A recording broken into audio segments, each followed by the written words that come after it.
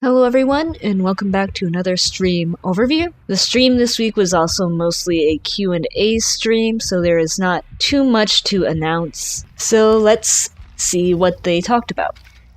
For news this week, console players, in the next patch coming soon, you will have the anniversary items. So all the items given out from the anniversary celebration are going to be given to console players. So these are all these cosmetics that were specific to the anniversary.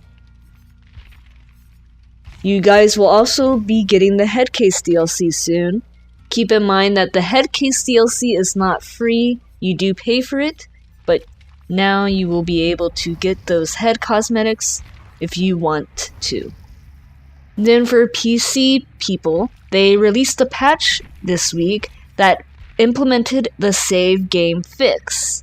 So this means that if you lose your save game file, there's no more we'll send you 50 million blood points and you just spend it all back to whatever you had. So this is great news because the save game bug issue has been a problem since basically the start of Dead by Daylight.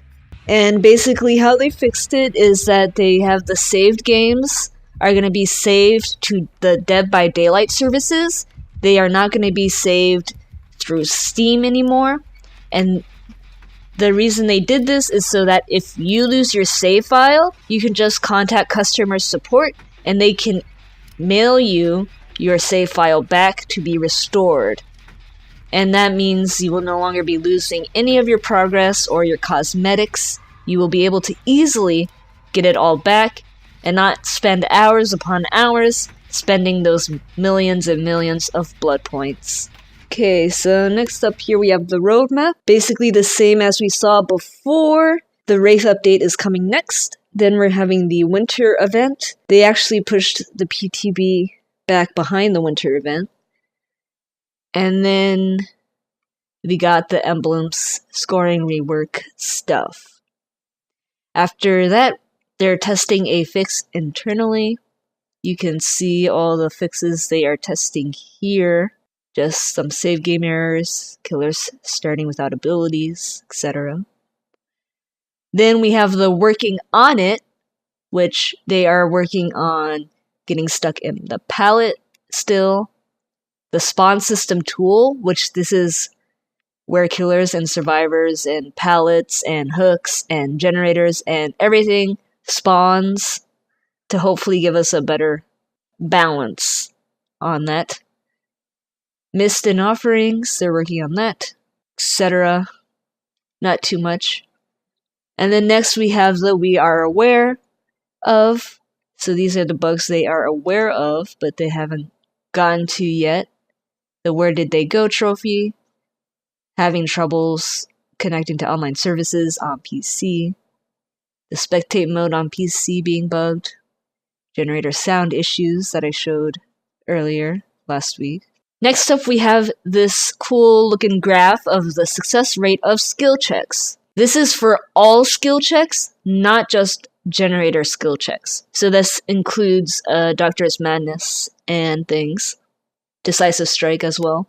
Anyway, you can see that the success rate of good and great skill checks is pretty high, especially at rank 1. And then the great success rate is much lower, but still has that same linear increase over the ranks as survivors get better and better with skill checks. They also took the statistics of the success rate across all platforms. So you can see here, PC has the highest skill check success rate. Xbox One has the lowest skill check success rate, but it's still around 80%, which is pretty good. Now, something the devs did point out is that the great success rate statistics are probably skewed by the fact that most survivors do not try to get great skill checks every single time. They just want to hit the skill check so the generator does not blow up. So because survivors aren't focusing on getting a great skill check, they are not hitting it as often as they would if they were focusing on getting those grades. But still, I would expect the great success rate to be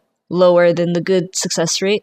So that's an interesting graph for you. And then after this, they talked a bunch of Q&A.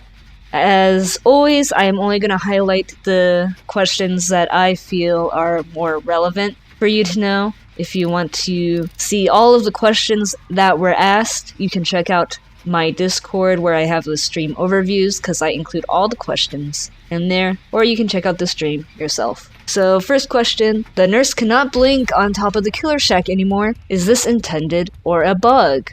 And they answered, this is part of work we are doing on the nurse right now, so she can have better control over where she can teleport. We are currently changing how her mechanic works, because anyone who's played Nurse knows that sometimes the blink is a little funky on some maps. And so they're basically just saying it is intended because they want to give Nurse players more control over where they can blink. Next question. Will the brand new part be tweaked to make it a more high-risk, high-reward rather than a low-risk, high-reward? And the answer is yes, we want to make the skill checks on the brand new part more difficult. Next question. Any more plans for killer cosmetic DLCs? And their answer, yes, we have plans for it. I really want to reveal something today, but I was told not to. I'm excited for this because killers need more cosmetics, for sure. I'm hoping maybe this is like a winter-themed killer cosmetic thing or something. But killer mains, you got that to look forward to. Next question. Will you consider buffing Freddy? Answer, yes, if we notice he is considerably weaker than other killers, he will be buffed. And then after the Q&A, they kind of did a programming panel on the stream. So they had McLean come in and talk about what he does kind of for the game and how he goes through fixing a bug and how QA reports a bug and stuff like that. They showed some pretty interesting in-game footage of what the game looks like in their game engine. He also answers some questions about programming the game. So if you're interested in all that technical talk, it is at 29:43 on their YouTube video, which I will link in the description below, and it is at 1 hour on their Twitch video. So if you're interested, go check that out for yourself because it gets very technical and they explain it much better than I can, and I don't want to confuse anybody. So that's about it for this week's dev livestream. I hope this video has been informative for you and has helped you get caught up with all the Dead by Daylight news of this week. Thank you very much for watching, and as always, good luck out there in the fog, and see ya next time.